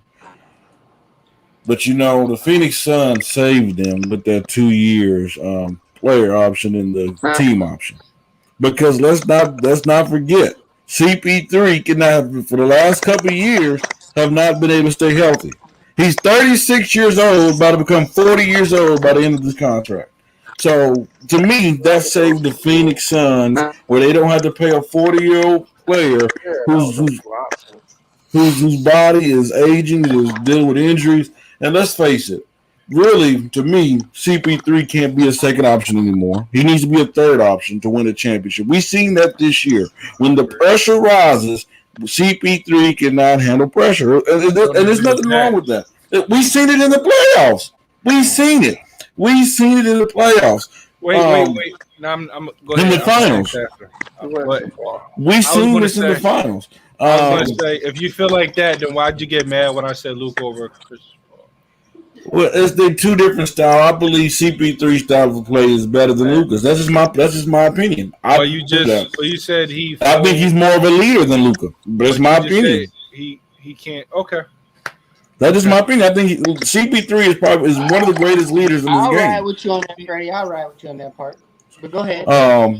CP3, I mean, hey, I'm not knocking the dude. He did something Phoenix has been wanting for years. This is what they wanted. The dude to come in and change the culture, and he done that. And I believe the Phoenix Suns saved them by having a 2 year. I believe CP3 can still play on this type of level for 2 more years. I'm not sure about the 4-4, but I know for 2 years for sure he can still play like he did this year. That's all I'm saying. And hey, that's all I'm saying. I mean, Kenny, do you think he deserved the bag? Like, what's your thoughts on it? Yeah, I think you just nailed it. That's what makes it a good deal, the fact that it's really just a 2-year deal. Those player options and those team options that's what makes this a good deal. They're basically just saying, we're all in for the next 2 years to see if we can make a run for a championship. And to me, that's the smartest way for them to have gone about it, is because you figure these are the last 2 years that you're going to get a productive Chris Paul. So you give him this money for the next 2 years, and we see what happens. Especially with that young core, like those guys, will keep him young. Those guys will, make the game easier for him. The Devin Booker's, the DeAndre Ayton's, they're gonna make the game easier for him because honestly, CP he's the quintessential. He's the ultimate point guard. He's best when he's orchestrating and getting these guys open looks. When you got to count on Chris Paul to be your scorer, that's when you're in trouble, because that's not the strength of his game. The strength of his game is orchestrating and getting guys in position to get to do what they do. So if you got to count on Chris Paul to give you 20 to 25 points a night, then that to me that's a losing scenario, because that's not the strength of his game. So just again, this was the smartest way, the smartest approach they could have taken, is taking these 2 years and just giving them the bag for the 2 years. We see what happens, and we go at it for these next 2 years, and then we reassess from there. Tony, do you agree with this? Oh yeah, for sure. I mean, really, if you think about it, this is probably one of the best teams he's been on since the 2017 Rockets. I mean, you look at the Rockets that year. It was him, James Harden, and Eric Gordon. I mean, we know Harden is not the defensive stud at all. And I mean, they were going toe to toe with Golden State until Chris Paul got hurt, which obviously injuries has been a big thing that has hurt him, really throughout his career. So, I mean, like you said, he came in to Phoenix. They got exactly what they wanted. They wanted somebody who knows how to win, because, I mean, heck, he helped the Rockets get to the first seed. Even the year before last, he took Oklahoma City to the 5th seed in the playoffs in the West basically by himself. So, I mean, he knows how to win. He knows what to do. Really, for him, it's just getting over that hump and having a team that can rally around him, which I think he does great for the Phoenix Suns. You watched him in the playoffs. He was really the leader of that team, getting 30, 40 points a night for them. And you would see the Phoenix Suns really rally behind that. I think they've done great with it. And like Kenny said, it's a 2-year deal. It works for him. If he decides to join the Lakers to be even more of a super team, because they just need to add every all-star apparently to win a championship. You got to throw a shot at my team, man.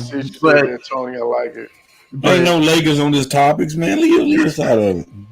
But no, I think it's great for both of them. It works for him. He can still go out on top as far as payment wise. He can still go out as one of the best players to play the game. And I think Phoenix is still in a good position because they haven't given up a lot as far as the future goes, and they still have that good young core for years to come with that winning mentality that Chris Paul is going to instill into them for at least the next 2 years. I'm going to say this before I give it to Chris. Now, if I was the Sixers, I would trade Ben Simmons for CP3. I'm going to tell you why. You put CP3. I'm going to tell you why. Sixers do that. We would hang up the phone. Listen. If they found a way to put CP3 in Philadelphia, he would get the best out of Joel Embiid. He would get the best. You talking about a person who can get the best out of Joel Embiid and get them shooters open? That's what Philadelphia is missing. I agree. That would be a great partnership, a great pairing, but the Suns would hang up the phone before they answered it. Well, I would agree, but I'm just saying for Philadelphia purposes, that would be Yes, Chris, yes. The Suns would be the loser situation. Can you just give me the topic? Because that was just a terrible trade idea. Go ahead and take it. Hey, you don't want to win, go ahead and take it. Okay, that's fine. I guess Chris Paul is a winner now. I mean, I think I'm just going to agree with everybody. I think it was a good, move, especially with not guaranteeing those last 2 years. I mean, Freddie talked about he's a 36-year-old guy that's been injured past few seasons. There's another guy that same age that's been injured too, but we're not going to talk about that. But honestly, it's just like this. He a third option now. I said it. I was saying it all year, and I said it in the playoffs. That DeAndre Ayton needs to get more inside touches. With Chris Paul now coming on the team, DeAndre Ayton has been used like he was DeAndre Jordan. When DeAndre Ayton is one of the most skilled big men in the game, he showed that his first 2 years. But with Chris Paul coming, he had to get into this role, and then where he's getting 10 points, 11 points a night. No, DeAndre Ayton could be a 20 and 10 type of center like a Nikola Vucevic with way better defense. So I think now for these next 2 years, they really need to integrate DeAndre Ayton in his offense more. He needs to get more touches. I think Mikal Bridges needs to become more of a two-way player, not a 3-and-D player. Needs to be better with the ball in his hands. Same thing with Cam Johnson. But like I said, I like the 2-2 because you're going to have to pay all those guys. Cam Johnson, Mikael Bridges, DeAndre Ayton, drawing that same type of age range. I ain't even call him Jordan. Speaking of Cam Johnson, they need to find ways to get that dude some touches. That dude, he can shoot. Well, he can score the ball. I think that we're gonna run a smaller lineup next year, and he's gonna play more of where Crowder's at. Yeah, and maybe you put Bridges at the 4, and you just run a gun, and I think we're gonna see a lot of that next year. Cam Johnson, Bridges, Booker, and CP. You just go with that small lineup around DeAndre Ayton and see what you can, and kind of speed the game up. But again, to Chris's what he was saying, you're right, Chris. We have to, even if we do a lineup like that, it all gears back to put Ayton back in the low post and having him dog people out and kick back out to all those shooters. Yeah. Use our advantage. Yeah, I think that's the adjustment that they make is that they really start to. Because, like you said, Chris, DeAndre Ayton is a more skilled player. He's not DeAndre Jordan. He has all the offensive. He can face up the mid range. He can score in the elbow. He's hot. He's hot. Yeah, he's a lot more skilled. So I think that's and I think Monty Williams. That's one of the things that he's looking at. In the offseason as he's watching film and evaluating his team. I think that's one of the things that we'll see next year is that they throw it down in the post a little more and kind of get DeAndre Ayton, going in that direction. All right, gentlemen. Before we wrap it up, we have the last topic of the night. The Miami Heat was in that bag this offseason. They was making moves.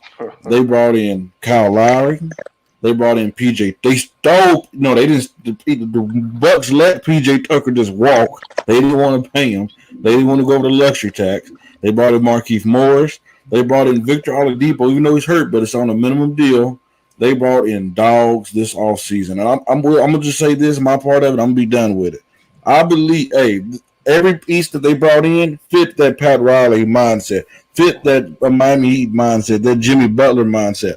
I believe Jimmy Butler's going to have one of the best seasons this year. I believe that with the Kyle Lowry there now, he don't have to worry about getting other guys there. He's guys the ball. He can just worry about not getting buckets and playing defense. They brought in Duncan Robinson back in. That was big for them. And I'm going to tell you, there's a team in the East that should be afraid. And that's that Brooklyn Nets. They should be afraid of the Miami Heat. I'm telling you this now. Don't not be surprised if them dogs go into Brooklyn and run them off the court.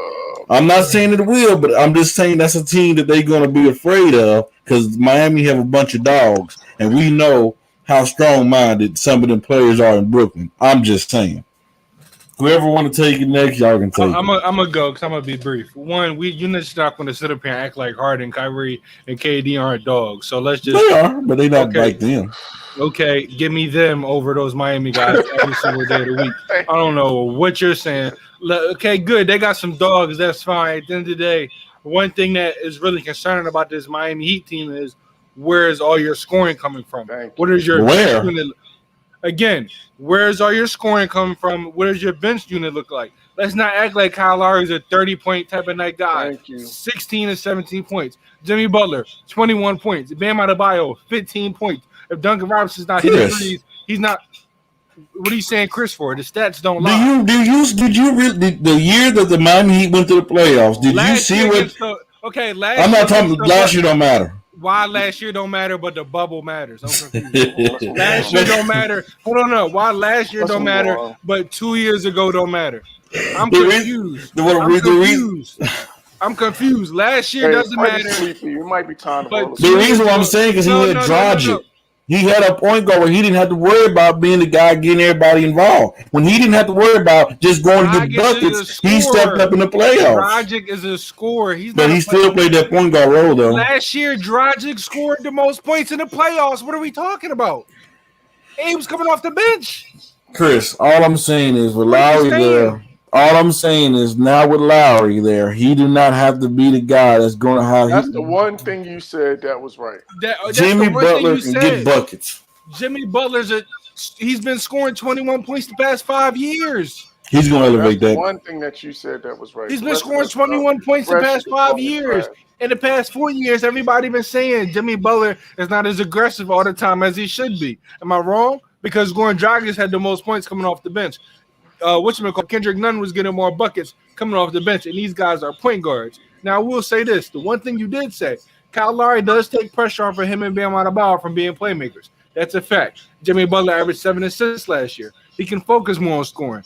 But let's not sit up here and act like he's in the same category as Kyrie, KD, and Harden. I didn't say that. He's four tiers behind. Okay, I'm not gonna say 4. He is 4.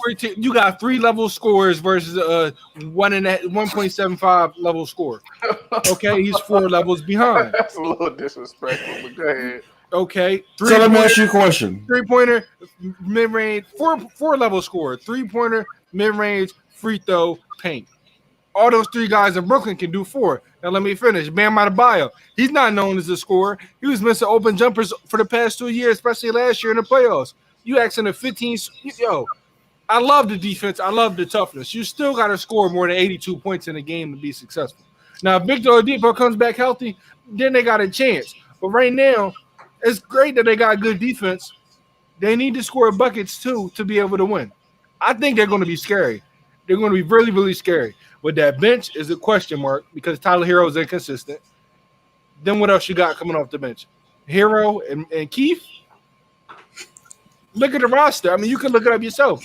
Please tell me what the bench unit is if I'm tripping. Yeah, probably Keith Morris, Tyler Hero, and some of the young guys they just drafted 2 years ago, which they're hoping to make a big jump. So I'm saying. All I'm saying is, yes, Brooklyn have a phenomenal big 3 that can score at anybody. Okay, but what I'm saying is, with the toughness that Miami have, I believe because Kyrie Irving so far. Because Kyrie Irving can be a little bit thin-skinned. I'm just saying. Jimmy Butler on James Harden. Give you 40. He can be thin-skinned and give you 40. Have you ever seen Kyrie on the court ever be thin-skinned? Man, go to sleep. Last year? When? We're talking about in the playoffs. In the playoffs, he was be afraid of the big moment. Go ahead, my guy Tony. Go ahead, because Freddie's sleepy. Freddie's sleepy. Go get a Red Bull or something. His nickname is Mr. Delusional for a reason, because he's been saying the one thing to counteract everything I said, and it makes no sense. Tony, what you think about the Miami this year?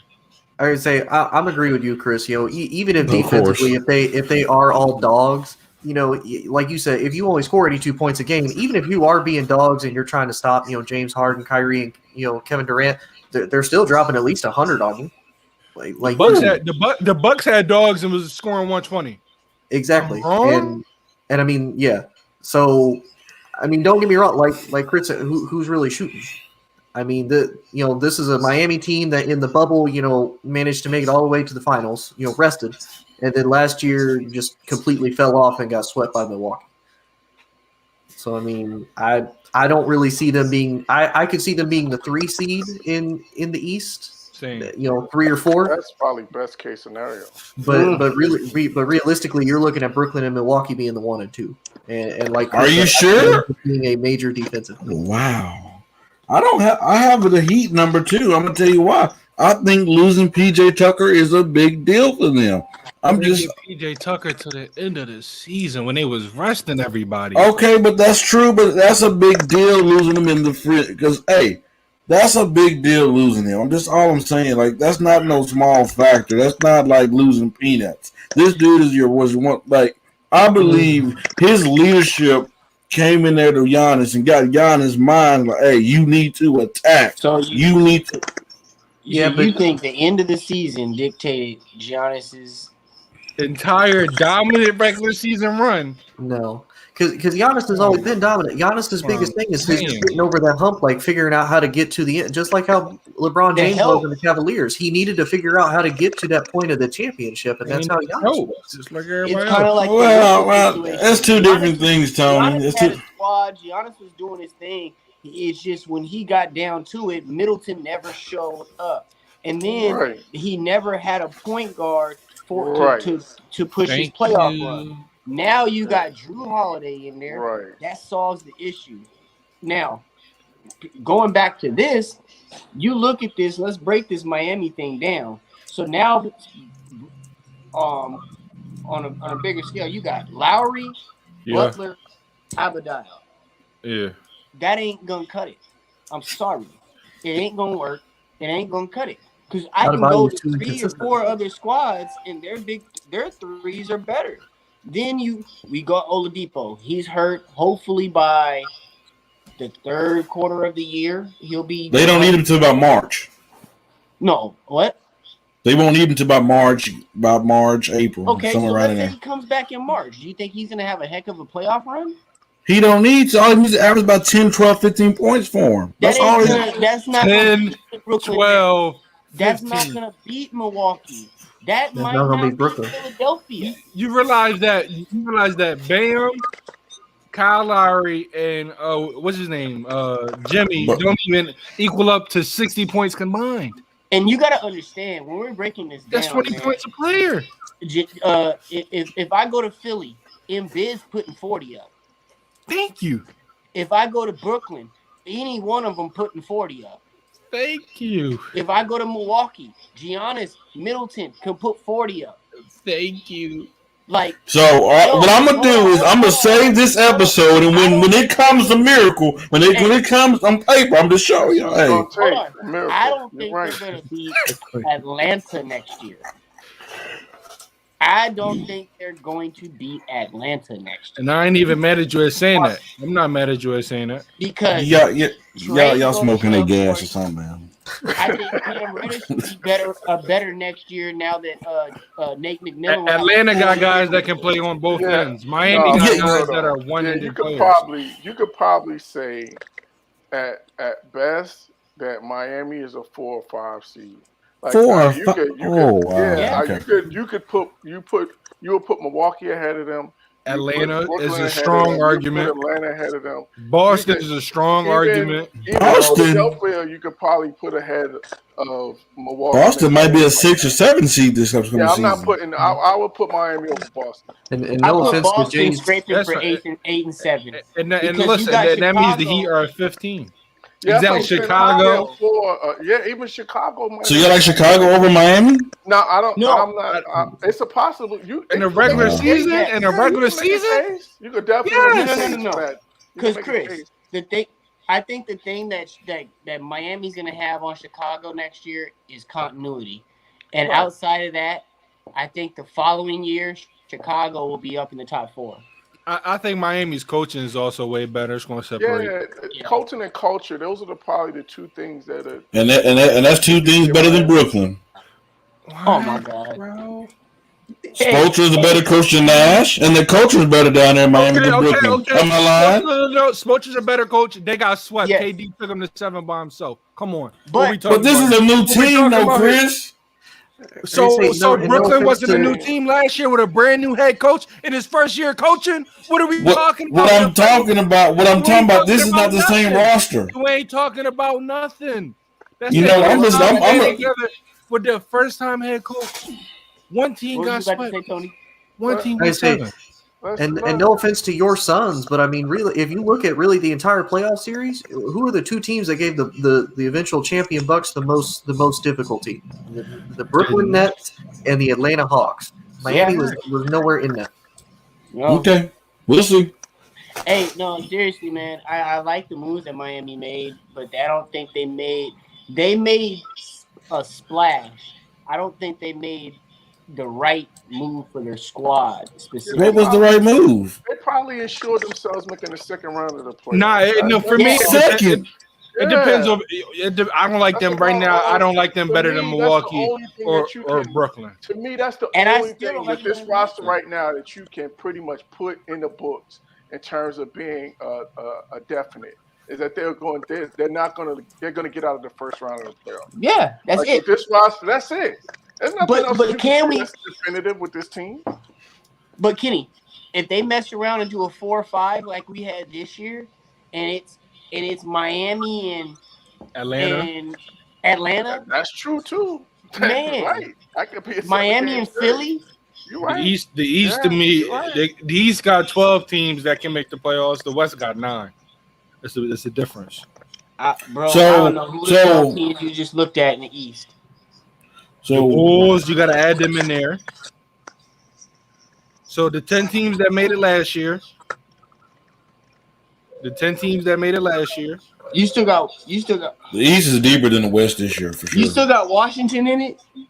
What? Are you kidding? Yes, they Washington's good, bro. A top 10. But without Beal and Westbrook, with Beal, but without Westbrook, and you add 4 more players when they had no depth last year. Yeah, Spencer Dinwiddie. Yeah, I got them too. Yeah, didn't say top 8. Didn't say top 8. Said top 10. But listen, man. So I'm just trying to put this all on notice. I can write this in my notes. If the Miami Heat get to just the second round, they overachieve next year. Correct? No, not overachieved. They achieved what they were supposed to. The conference finals to overachieve. Conference finals, okay. This team, there's no such thing as overachieving with this team. Yes, it is, Chris. Yes, it is. Because what you just told me, what I said is I don't think they're better than Milwaukee or Brooklyn. Now, would I be like totally shocked, like eggs just flying out the sky if they beat those teams? No. Don't mean I don't think. Like, what are we saying? Chris, before we end the show, that's like saying the Suns overachieved last year. This is the goalpost. Every time I come, you just move it. I know you're not talking about moving the goalpost. I know. That's why you think your name Mr. Delusional. Don't nobody, even Tony's starting to realize it. And don't nobody take you serious. Oh boy, this is funny. You moved the goalpost like crazy just a minute ago, bro.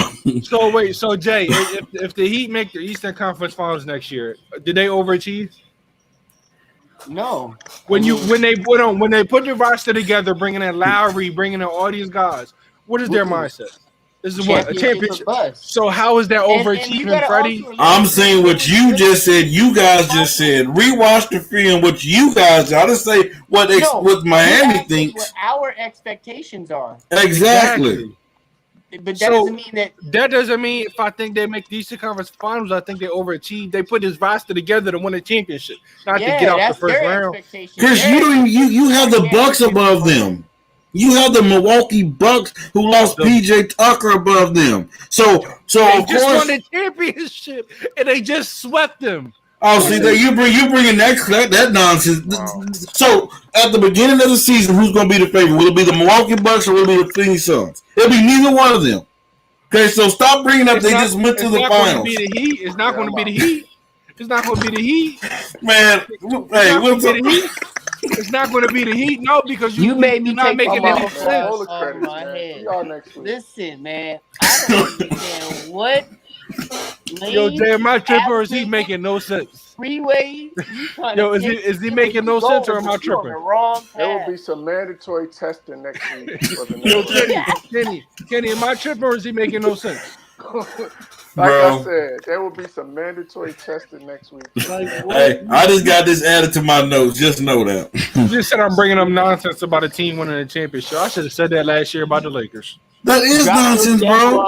They got lucky. The Phoenix Suns got lucky to where they was at. I keep telling y'all. The Bucks got lucky. Yes, so if Kevin Durant was healthy, they would beat them. If that team was healthy, if James Harden, Kyrie Irving was healthy, it's over. The Lakers got lucky too because 3 or 4 players got injured in the finals. Then they played the injured Russell Westbrook and then the injured Dame and CJ. So they wasn't beating them. They were playing anyway. I don't want to hear that. So now they wasn't beating them. Oh, so you see the goalpost moving, right? You see the goalpost moving, right? Freddie wrote his credits. We up out of here. Tony, I'm glad you could join us. This is why we call him Mr. Delusional. I hope you want to come back after. Let's just do this real quick. Let's just do this real quick to end off the show. Freddie, we just had a 20-minute segment of Freddie Facts. Oh my goodness. Oh man! Hey, who wants to skip Bayless? Hey, I got this. I got this on my notes. I got them written down. Hey, when Miami Heat write that ticket, I'm coming for all of y'all. Just watch. Okay. We gonna play this segment when they get knocked out the first round too.